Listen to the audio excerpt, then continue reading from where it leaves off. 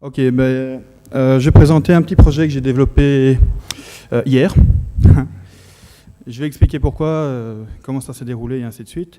Mais je vais expliquer surtout le pour et pourquoi est-ce que j'ai voulu le développer. Donc ici, je vais vous présenter un petit projet qui s'appelle Heavy, gentiment avec un petit robot, qui est un serveur d'intégration continue distribué. Alors vous allez me dire, il y en a déjà des tonnes, mais chez nous, chez OpenRP, on ne les utilise pas. Alors, qui suis-je ? Bonne question, ma mère ne sait toujours pas. Je me prénomme Stéphane, au cas où.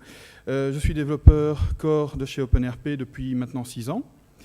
En même temps, je suis co-organisateur du Python FOSDEM, donc je vous attendrai bientôt. Et en même temps, je suis un petit membre de la Python Software Foundation depuis maintenant 1 an. Ah oui, j'ai une jolie petite moustache, hein, désolé. Alors, comme je le disais, on va faire une petite annonce tout à l'heure, mais le FOSDEM l'année dernière avait bien fonctionné. Maintenant, on refait une nouvelle itération et on vous attendra en février 2014 à Bruxelles. Voilà. Alors, pourquoi suis-je là ? En fait, chez OpenRP, on ne fait pas comme tout le monde. Est-ce que quelqu'un sait exactement qu'est-ce que OpenRP au cas où ? Vous savez pas ? En fait, OpenRP est un logiciel de gestion d'entreprise qui a été complètement codé en Python avec de l'XML et un peu de tout, qui existe depuis maintenant 5-6 ans, et qui a l'avantage d'être connu à travers le monde. C'est-à-dire que, comme ça, on est à peu près 1000 contributeurs, on a 500 partenaires commerciaux à travers le monde, et on est traduit dans à peu près 50 langues à peu près. On utilise différents outils qu'on a développés nous-mêmes. Donc on a fait notre premier ORM Python, parce que SQL Alchemy n'existait pas à l'époque. On a développé un moteur de workflow, un moteur de rapport, et ainsi de suite. Différents éléments qui étaient nécessaires pour faire un outil de gestion. On a aussi développé un système d'intégration continue. Au début, on avait commencé à regarder avec des petits scripts bash ou autres, et on a constaté que ça n'allait pas trop. Et un jour, on a demandé à l'un de nos développeurs, qui était très friand de Bullbot, de bien vouloir essayer de développer un Bullbot pour que ça puisse fonctionner avec nous. Le léger souci, c'est que ça n'a jamais fonctionné. Bizarrement, le système crashait, voilà. Alors ici, je vais présenter un petit peu ce que c'est exactement que le runbot. Mais en même temps, c'est surtout un échange d'idées que j'ai eu, et j'aimerais savoir si avec vous, ça vous semble viable ou pas. Et aussi parce que c'est pour le fun. Hein. Le projet que je vais vous présenter, en fait, je l'ai développé sur une soirée, à peu près. Alors, c'est quoi ce runbot ? Le runbot, c'est un serveur d'intégration continue qui est propre à OpenRP. Donc, si vous l'utilisez en dehors d'OpenRP, ça ne fonctionnera pas. C'est tout. Hein, c'est du one-shot. Effectivement, c'est codé en Python, bien sûr, hein, sinon je ne serais pas là. Et comme je le disais, on a eu des petits soucis avec le Bullbot précédent, et là, je ne vais pas vous dire pourquoi, parce que problème de performance. La jolie petite interface. Donc, comme on peut le voir sur l'écran, il n'y a pas moyen de le prendre en main, ce truc Non, c'est le micro. Enfin bref, comme vous pouvez le voir sur l'écran, on a deux rangées, en fait, deux lignes qui en fait sont les séries. Donc on a une série 6.1, une série 7.0, et sur les différentes colonnes, vous avez les différents commits. On n'a pas identifié le numéro du commit, mais simplement la période à laquelle on a fait le build. Alors tout ce qui est en vert, ça veut dire que c'est nickel. Tout ce qui est en rouge, il y a un problème. Ça va ? Donc c'est à peu près ce que font Bullbot, Jenkins et autres. Rien de bien compliqué. L'avantage du runbot, c'est que nous, chez OpenRP, en fait, on a développé une interface web.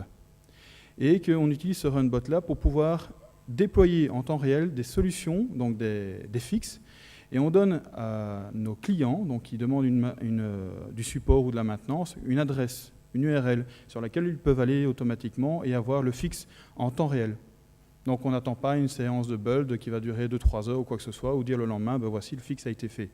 Ici, c'est directement quand le développeur a corrigé, a émis un fixe, la personne peut directement le tester et voir en réel ce que cela donne. Donc avec une véritable base de données, sur un véritable serveur, avec une véritable sécurité, tout ce qui vient. Ça va ? Le petit souci, donc, il est ils build toujours le dernier commit de plusieurs branches. Ce que vous avez vu ici, c'était simplement 2 branches, mais il y en a une centaine qui peuvent être buildées. Il prend toujours le dernier commit. Si le build est OK, à ce moment-là, il va lancer un serveur OpenRP, il va faire du reverse proxy, l'HTTP proxy au niveau d'Nginx pour pouvoir rediriger automatiquement le flux entrant, donc quand vous allez vous connecter dessus, vers votre instance OpenRP. C'est un mini cloud, mais simplement pour faire du test. Alors, l'interface est super simple. Il y a un bouton, qui est actif, le restant est désactivé. Vous sélectionnez votre truc et vous cliquez OK, vous êtes automatiquement connecté sur votre OpenRP. Comme je disais, il y a aussi un HTTP proxy avec Nginx. Donc, il y a un Nginx qui se trouve en front-end qui dit, ben voilà, sur tel server name, on le redirige automatiquement sur telle machine. Le contre, il est monolithique. Il est non extensible. Il est non distribuable. On ne peut pas s'amuser à dire, ben, sur un job, je vais le lancer sur plusieurs machines. On peut pas, avec Jenkins ou Bullbot, on sait faire ça. Chez nous, on ne sait pas. Il est exécuté toutes les X minutes. Ça dépend, hein, c'est toutes les 5 ou toutes les 10 minutes quand ça va. C'est une installation très fastidieuse. Je pense qu'il y a certaines personnes ici qui utilisent OpenRP. Levez la main gentiment, que je ne passe pas pour un con, merci. Et en fait, vous savez tous que l'installation d'OpenRP est assez fastidieuse. C'est-à-dire qu'il faut télécharger les sources, il faut télécharger toutes les dépendances les unes après les autres à la main, les installer et ça tourne. Mais vous avez perdu une demi-heure. Bon. Ouais, je propose quelque chose. C'est des idées comme ça, mais j'avais fait un petit proto qui normalement devrait fonctionner. Ce que je propose, c'est mon petit bonhomme, Evie, gentiment, hein, mais qui est en construction. Désolé. Alors, l'objectif, j'ai plusieurs objectifs en fait. C'est la modularité, premièrement, pour pouvoir l'étendre. Beaucoup de personnes voudraient bien essayer d'utiliser, au moins dans les clients d'OpenRP, cet outil. Le léger problème, c'est qu'aller mettre les mains dans le cambouis dans ce code est assez atroce. Je suis malheureusement désolé de le dire, mais c'est comme ça. Par contre, avoir une bonne modularité, comme le fait OpenRP, puisqu'il est assez extensible, ça serait intéressant. Le deuxième point, c'est la scalabilité. Pourquoi? Parce qu'actuellement, le serveur de Runbot n'est qu'une seule et unique machine. Donc, impossible de pouvoir le déplacer sur d'autres machines facilement, et impossible de dire, bah, tiens, je vais exploiter une autre machine pour pouvoir faire des jobs. L'autre point, c'est distribuer. J'aimerais bien pouvoir distribuer mon job sur plusieurs workers qui sont répartis sur un cluster. Quatrième point, c'est extensibilité. Ça vient un peu avec la modularité. Voilà. Cinquième point, le monitoring. Actuellement, le runbot d'OpenRP ne permet pas de savoir si un build a été fait correctement, qu'est-ce qui s'est passé, est-ce qu'il y a une queue, et ainsi de suite. Moi, j'aimerais bien. Donc voilà. Sixièmement, il n'y a pas d'API. Moi, j'en propose une. API HTTP versionné, du RESTful, quelque chose de clean que les gens aiment bien utiliser. Comme ça, c'est facile de développer un client à soi, qu'on puisse interroger et faire des opérations dessus. Configurable. On va utiliser du YAML, quelque chose de simple, lisible, humainement lisible, sans trop se casser la tête, avec du JSON. Et un point important pour moi, c'est l'installation rapide. Donc sur un petit proto que j'avais fait, forcément, ça prend 1 seconde. Le temps de télécharger, d'installer, c'est fini. Alors, il y a un petit glossaire, désolé. Vous les connaissez à peu près, hein, donc c'est un proxy, vous voyez ce que c'est, ça rentre, ça prend une information en entrée, ça peut la transformer, ça fait quelque chose. Dans le cas d'OpenRP, dans le cas de Heavy, il va prendre par exemple des requêtes en HTTP et va les transformer dans un autre type de format, des messages entrants, je vais appeler ça, et ça va aller directement sur un manager. Le manager, lui, qu'est-ce qu'il fait? Ben, il va dire, voilà, j'ai un job en entrée, je vais devoir le traiter, et je vais lancer toutes les opérations, je vais dispatcher à gauche et à droite en fonction des besoins qui sont demandés sur un message entrant. Mes workers, ben, vous connaissez, c'est un simple logiciel, un simple process qui va s'amuser à exécuter directement le software et va réaliser différentes tâches. Par exemple, envoyer un email, builder quelque chose, et ainsi de suite. Une queue, ben, tout le monde connaît le principe des queue workers, hein, pas nouveau. Les plugins, donc comme je disais, je voulais avoir un système d'extensibilité et de modularité, donc j'ai utilisé des plugins à la Python, donc avec des entry points et compagnie.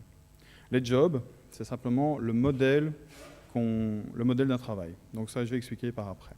Les builds, c'est l'instance du job, et le contexte d'exécution, ben à chaque fois que vous allez lancer un travail, il y aura un contexte qui va dire, voilà, on vient de passer à tel endroit, maintenant on passe à un autre, mais on récupère les valeurs qui ont été exécutées, si c'est nécessaire, du précédent travail. De la précédente tâche. L'architecture, quelque chose d'assez banal. On a le proxy qui se trouve en front-end, ça peut être fait avec Gunicorn, ici c'est le cas, ça peut être fait avec autre chose, et ça peut se retrouver juste derrière Nginx. Pas trop de problème là-dessus, on commence à avoir des choses qu'on connaît bien. Le point principal, c'est le Redis. Je ne voulais pas avoir une base de données SQL pour pouvoir gérer ce genre de choses, ça ne sert à rien. Pour moi, ça ne sert à rien. Surtout que Redis peut gérer 300 000 connexions. On le sait très bien, certains sites qu'on n'osera pas dire en ont 300 000 à la seconde. Le manager qui est là, lui, en fait, va travailler sur les différents builds qui sont en cours et les dispatcher à gauche et à droite. Les workers qui font leur job. Alors, la modularité, nous avons les proxys, les managers, les workers et les plugins. C'est le premier point que je voulais. La scalabilité, comme j'ai des éléments qui sont complètement stateless et qui sont indépendants, je peux rajouter autant de workers que je veux. Je peux rajouter autant de managers que je veux, puisqu'ils seront en front-end, et je peux rajouter aussi autant de proxys. Donc, c'est un point que j'ai réussi à résoudre facilement par rapport au runbot. Vous allez me dire, c'est pas difficile non plus, mais bon, c'est comme ça. Alors, la distribution se fait avec Redis. Pourquoi? Parce que Redis implémente gentiment des queues.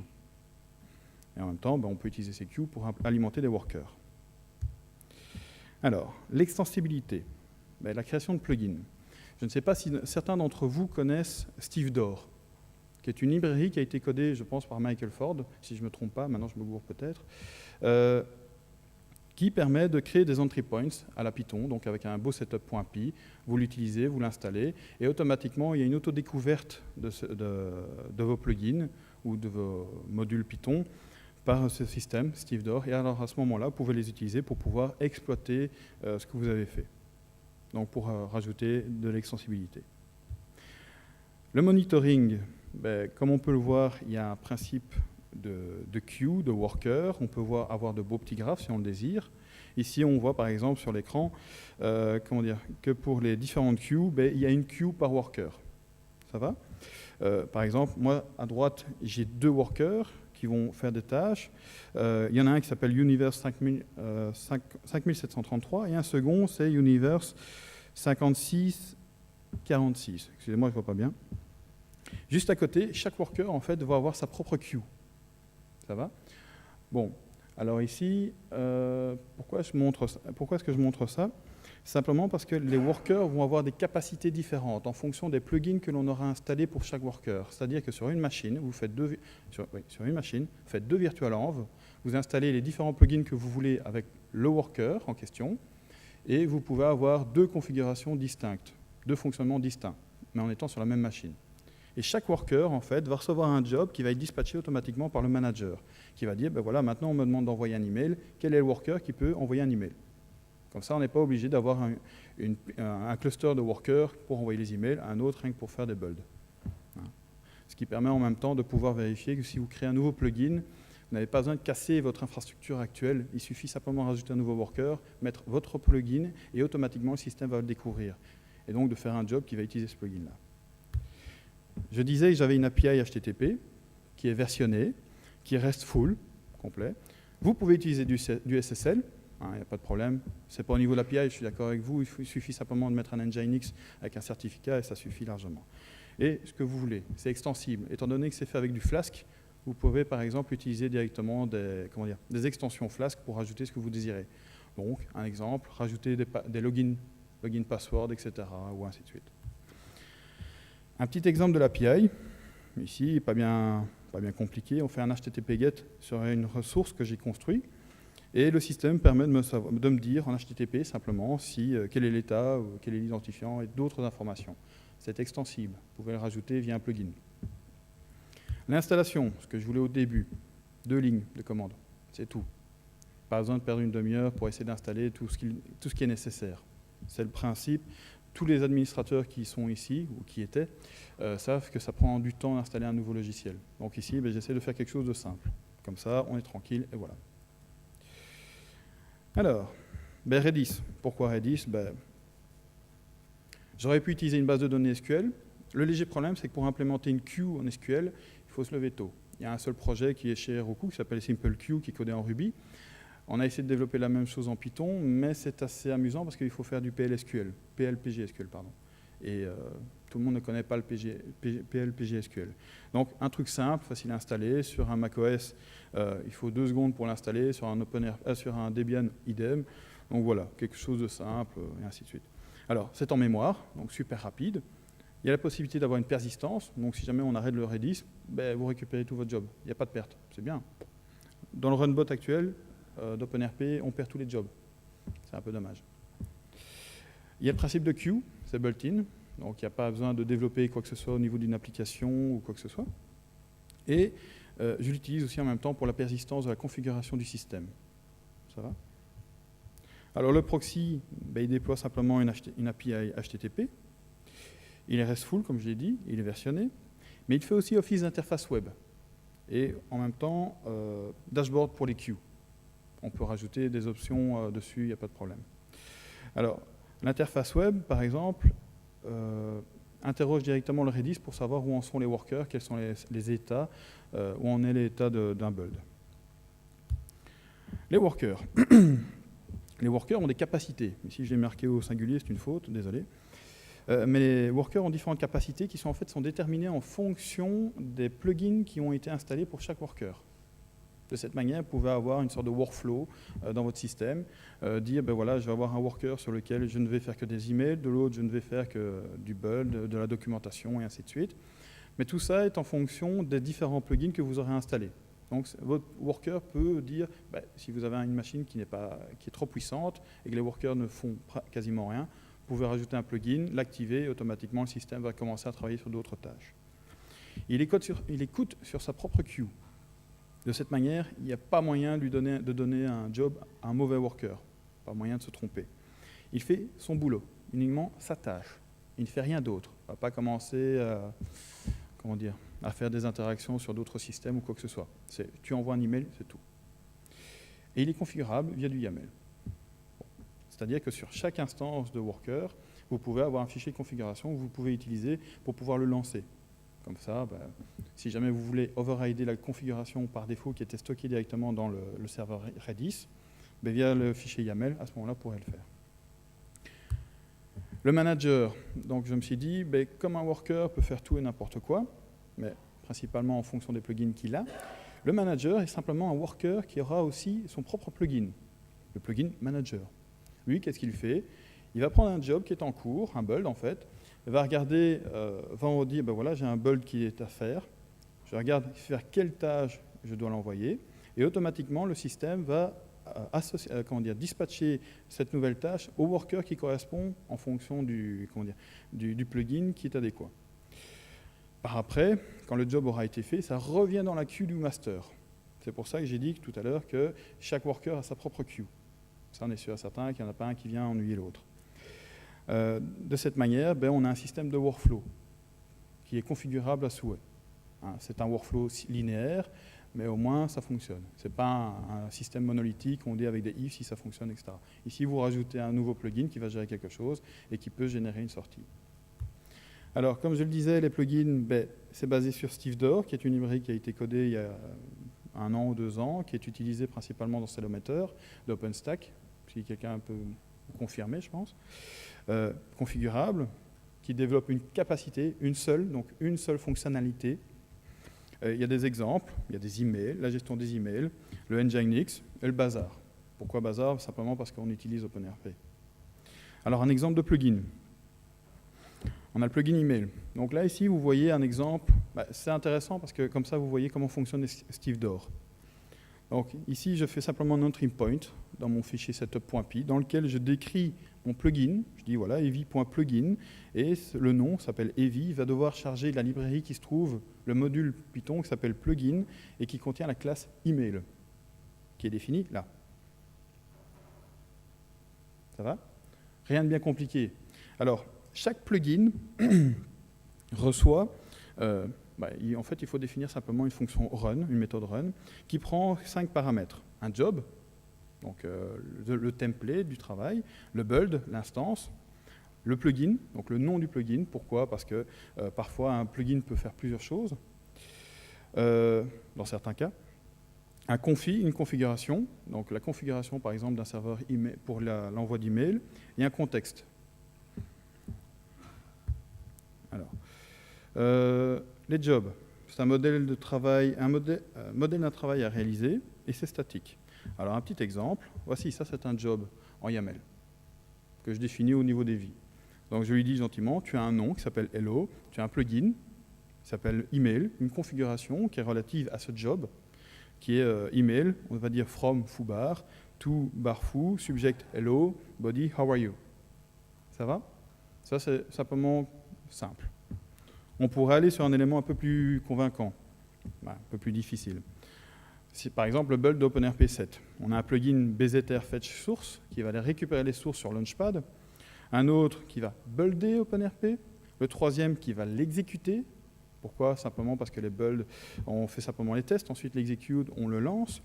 On a le OpenRP Nginx HTTP Proxy qui va aller, par exemple, si on a configuré Nginx avec l'UA, et l'UA pourrait s'interfacer avec Redis, on peut faire de l'HTTP Proxy automatiquement basé sur une configuration Redis. Donc dans ce cas-ci, je dis gentiment au plugin OpenRP Nginx, dès que c'est buildé, dès que j'ai quelque chose, en fait, tu vas rajouter une entrée dans mon Redis pour dire maintenant tu vas faire automatiquement la redirection HTTP, donc l'HTTP Proxy, à partir de la configuration. En gros, ça demande zéro développement. Il n'y a rien à faire à part développer votre truc. L'update website, si jamais vous avez une mise à jour, et l'envoi d'un gentil petit email en disant ben voilà, tu as bien bossé, c'est bon, maintenant une nouvelle release est développée. Bien évidemment, une partie de config qui est propre à chaque plugin. Donc l'exemple ici, c'est BZR Fetch Source, où je définis les différentes branches qui vont être utilisées pour pouvoir builder et qui vont être utilisées dans BZR Fetch Source.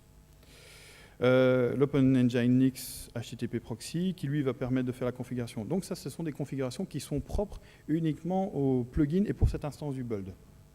Donc voilà. Ah oui, et vous avez un contexte. Ce contexte, en fait, est viable durant toute la vie du build. Donc si le build dure 10 minutes, cette variable contexte va être partagée sur tout le système. Alors, nous avons des messages entrants, messages internes. Les messages entrants proviennent de l'Internet et vont vers le proxy. C'est principalement JSON. En fait, c'est l'API. API HTTP, rien de bien compliqué. Ici, je montre un petit peu, on fait un job qui s'appelle Hello. On va utiliser des plugins, email, avec from, to, subject, etc. Donc, ce sont tous les paramètres qu'on va mettre directement sur le plugin email. À partir de là, le job va être lancé, simplement. Comme j'ai dit que c'était de l'HTTP, on a une jolie petite réponse en disant, voilà, le job a été accepté. Il n'a pas été créé, mais il a été accepté. Comme ça vous permet de faire du polling, si vous le désirez, pour savoir quel est l'état du job. Ou alors simplement attendre que l'email arrive chez vous, ça fait une sorte d'asynchrone. Vous avez les messages internes. Les messages internes, c'est du pickle, ce n'est plus du JSON. Ça se trouve entre Redis et les différents workers. Alors, un exemple. Ça, c'est envoyé vers le worker, c'est un petit message interne. On a le job, on a l'identifiant du build, donc l'instance du job, le plugin, la configuration et le contexte. Alors, dans un build, si vous avez plusieurs tâches à réaliser, en fait, le manager va envoyer tâche par tâche, les unes après les autres, sériellement, à chaque worker. Donc, chaque worker, en fait, va recevoir son job. Ça va? Pas moyen d'avoir de conflit. Et on ne travaille que sur le build qu'une seule fois à la fois. Il n'y a pas moyen d'avoir deux managers qui vont travailler sur le même job, etc. Dans le cas où ça fonctionne bien, le worker dit gentiment « c'est bon, c'est done », avec des valeurs qui peuvent être réutilisées pour la tâche suivante. S'il y a une erreur, c'est un failed. Et automatiquement, c'est mis dans une queue failed, que vous pourrez retraiter par après. Il y a une ligne de commande, bien évidemment, qui utilise l'API HTTP, qui permet de créer des jobs. Donc, c'est heavy jobs, et vous mettez le nom du job avec le paramétrage, qui permet de gérer des builds, donc la vie, c'est-à-dire la création, l'annulation, ou mettre en pause un job courant, et extensible, c'est-à-dire que vous pouvez développer des modules, des plugins pour le client, si vous voulez le faire pour vous. Ou en même temps, par introspection, en fait. Le manager va faire une petite introspection des différents plugins qui sont enregistrés dans les workers et proposer au client les différentes fonctionnalités qui sont existantes. Donc ça vous évite de devoir mettre à jour en permanence un client.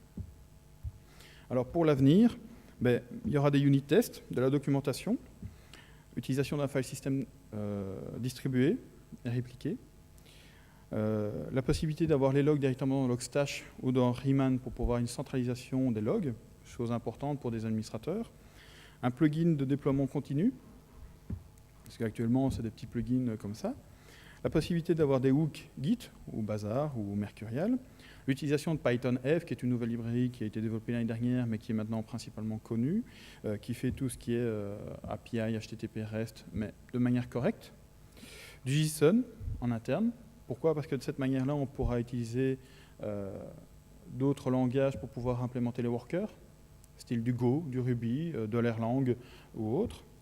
Du ZMQ, ça se posait la question, est-ce que c'est intéressant pour remplacer Redis par du ZMQ? Mais l'un ou l'autre ne sont pas sécurisés au cas où. Un cron et des recettes. Alors, dernier point. Pourquoi est-ce que tout à l'heure je disais que c'était en construction? À la base, j'avais proposé ce talk il y a 1 mois. Il a été refusé. Et j'ai appris simplement qu'il était accepté vendredi. Ça va? Donc, je n'ai pas eu le temps de vous faire un beau blabla avec un exemple concret. Il y a un repository GitHub qui existe. Bon, vous pouvez aller regarder le code, il n'y a pas de problème. Mais certaines des fonctionnalités que je viens de vous dire n'existent pas encore. Je suis désolé. Oui, et en fait, il y avait une place vacante, donc voilà. Il y a moyen de contribuer, le repository qui se trouve là.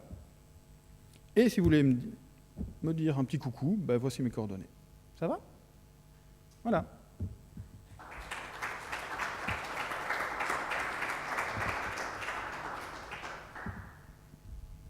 Donc, si les gens ont des questions. Moi, j'ai une petite question sur tout ce qui est envoyé à tes jobs. J'ai vu un paramètre contexte. Alors, je devine d'où il vient, mais en même temps, moi, c'est un des trucs qui me hérisse un peu le poil dans OpenERP, personnellement. Hein. Donc, je me demandais si c'était bien nécessaire d'avoir ça dans ce contexte-là. Puisque tu pars à zéro sur une architecture que tu essayes de faire propre, donc pourquoi d'entrée de jeu la contourner avec un contexte qui se balade sans qu'on sache trop ce qu'il y aura dedans? Alors en fait, le contexte va être, tu as raison, hein, tu sais d'où ça vient, moi aussi, à la fin, ça fait quand même 5 ans que je travaille pour OpenRP. Je ne savais pas où le mettre. Donc est-ce que je mettais directement, ça pourrait être utilisé directement dans le contexte au niveau du build, mais c'était pour éviter d'avoir plusieurs écritures dans Redis. Et je voulais avoir un système qui soit simplement en simple assignement, c'est tout. Donc le contexte était défini au niveau, était récupéré en entrée, modifié par le worker qui était ensuite réenvoyé directement dans le build. Pourquoi pas simplement des paramètres de ton job en fait? Pourquoi appeler ça contexte? Parce que finalement, tu le définis statiquement avec ton YAML, un contexte, c'est plus un contexte, c'est juste du paramétrage, ou alors c'est des paramètres qui viennent de l'extérieur. Dans ce cas, c'est des paramètres qui viennent de l'extérieur. Ce qui me gêne un peu, c'est de voir le terme contexte. En fait, pour la partie statique, tu as le YAML. Pour le contexte, qui est présenté ici, c'est directement généré par les workers. Mais tout à l'heure, tu as montré un exemple de configuration où il y avait un contexte avec un chemin un working directory que tu imposes en plus à tous tes esclaves. Enfin, je vois pas trop ce que ça vient faire là-dedans. En fait. Voilà. C'est vrai que c'est peut-être un mauvais exemple, tu as raison. En gros, fais gaffe à ce truc. À mon avis, ça... Oui, d'accord. Mais comme je le disais, cette partie-là n'a pas été complètement implémentée. Et en fait, comme je le disais aussi au niveau des premiers slides, c'est un échange. Donc ça me fait plaisir. Mais tu peux m'envoyer un petit mail ou autre, on en discute sans problème. Et voilà quoi. Moi, c'était vraiment pour le fun. On en a discuté en fait parce qu'un ami me disait on va rajouter un serveur en plus. Ouais, on va mettre un plus gros serveur, comme ça on pourra faire plus de build. Moi je dis c'est une mauvaise idée. On va peut-être partir sur un système distribué, ça sera un peu plus cool. Surtout qu'acheter des machines chez OVH, maintenant c'est un peu ennuyant et surtout ça coûte méchamment cher. Donc voilà. Hop. Voilà.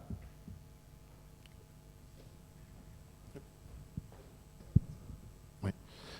Bonjour, si tu peux revenir sur ton architecture. Oui, tout à fait. Tac. Hop. Voilà. Ouais, donc de ce que tu as mis, tout est, si tu vas sur la page d'après, tout est très modulaire et scalable, sauf Redis apparemment. Non, parce que Redis justement a cette fonctionnalité-là, d'être scalable. D'accord. En imaginant un projet distribué, oui. Typiquement moi je développe une application et je n'ai pas de Mac et je veux pouvoir tester mon application sur Mac avec les builds et compagnie. Est-ce qu'à ce moment-là, je peux faire que quelqu'un d'autre utilise un worker qui vient se connecter par Internet sur un Redis ou qu'il ait son propre Redis? Oui, mais à ce moment-là, je préfère que tu utilises directement une configuration de firewall pour empêcher les autres de pouvoir rentrer. C'est un point de sécurité qui est assez important ici et qui n'existe pas en fait, c'est qu'il n'y a aucune sécurité. Donc n'importe qui peut se connecter sur mon Redis et dire tiens, je vais rajouter un job ou quoi. C'est pour ça que je suis en train de me demander est-ce que j'utiliserai du ZMQ ou autre chose. Mais actuellement, Comme je te le dis, je l'ai pondu hier en me disant... Oui, non, que on ça est devrait d'accord. fonctionner. Mais c'est ça, c'était ma question. Parce que tout passe par Redis, de même que tu obliges à avoir un worker et une queue qui sont liés, finalement. Qui sont? Liés, puisque le worker, il a sa propre queue. Oui. Si moi, je veux créer un worker chez moi qui attaque ton Redis, il faut que toi, tu crées la queue qui va bien pour mon worker. C'est le worker qui l'a créé. D'accord. Ok. En fait, quand on va venir inscrire le worker, automatiquement, il demande une connexion vers le Redis. Il va aller informer le Donc, service. problème de sécurité, on est d'accord pour l'instant. D'accord, ok. Comme je le disais, ce n'est qu'une idée, donc maintenant... Oui, non, c'est intéressant, il n'y a pas de... Ok, merci. Oui, bonjour. Moi, j'entends parler de OpenERP depuis 5 ans. J'ai toujours hésité, avec le sentiment, à tort ou à raison, que c'est une usine à gaz, enfin, du moins, qui a eu une courbe d'apprentissage importante. Donc, bon, si vous pouvez me détromper, me convaincre de m'y mettre, vous êtes les bienvenus. Mais ça, c'est un peu hors sujet. Deuxième chose, l'architecture que tu mets en place, est-ce qu'elle n'est pas plus sophistiquée que celle du système de OpenERP lui-même? Enfin, ça a l'air assez ambitieux, assez distribué. Et j'aurais une dernière question. Est-ce que, tant qu'à faire un système comme ça, est-ce que ce n'est pas un peu dommage de le limiter au test d'OpenERP? Est-ce qu'il est pensable de viser quelque chose de plus large? Alors, très bonne question. Déjà, un OpenERP fonctionne sur un Raspberry Pi. Un Raspberry Pi. Donc, c'est les petits machins tout petits, là, à 30 €, là, ça fonctionne dessus. On a fait justement un Kickstarter la semaine dernière qui a eu une très bonne réputation, ça a bien fonctionné. Pour la deuxième question, que j'ai oubliée, je suis désolé, mais la troisième question, je m'en souviens. Je l'ai oublié aussi. Oui, non. Comment dire, on peut utiliser justement Heavy pour n'importe quel projet. En fait, la réflexion, c'était par rapport à ce que je connaissais, qui était le Runbot. Ici, j'ai proposé quelque chose, et les exemples, c'est toujours relatif à ce que je fais au jour le jour. Mais effectivement, on peut faire ce qu'on veut avec. Faire du café, par exemple, il n'y aurait pas de problème. Si on a une API avec une cafetière, oui, sans problème. Mais comme on le voit, moi je suis dans le contexte OpenERP, quand on me voit, c'est OpenERP, ceci, cela. Mais ici, c'est vraiment en dehors d'OpenERP. C'est par rapport à un feedback que j'ai en interne. Et la deuxième question, qui était ? Est-ce que c'est pas une architecture plus sophistiquée que celle d'OpenERP lui-même? Mais OpenERP, comment dire, le Runbot est monolithique. Donc si on veut l'installer sur une autre machine ou avoir plus de performance, plus de workers, on ne sait pas le faire. Donc je suis obligé de passer dans ce système-là. Et de toute façon, ce sont des architectures qui sont déjà testées. Steve Jenkins le fait avec le master-slave, idem avec le Bubblebot, master-slave. Donc moi, c'est le même principe, simplement que je me base sur des composants Python existants. En fait, il y a Flask, il y a Gunicorn, PythonRQ et Redis, c'est tout. Il y a 5 composants à tout, et voilà ce que j'ai fait avec. Ça va ?